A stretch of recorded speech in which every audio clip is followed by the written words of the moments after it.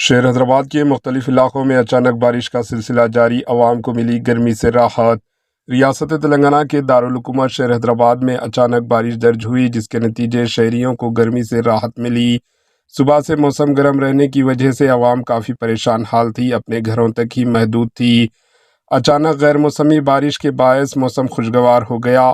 جن علاقوں میں بارش درج ہوئی ہے ان میں مہندی پٹنم، نانا نگر، ٹولی چوکی، حکیم پیٹ، شیخ پیٹ، منی کنڈا، گچی بولی، فلم نگر، گولکنڈا، لنگر ہاؤس و دیگر علاقوں میں بارش درج ہوئی ہے، جس کی وجہ سے سڑکوں پر پانی جمع ہو گیا اور موسم خوشگوار ہو گیا۔ گاڑی سواروں کو مشکلات کا سامنا کرنا پڑا، ٹریفک جام ہو گئی۔ Bureau report, AHN news.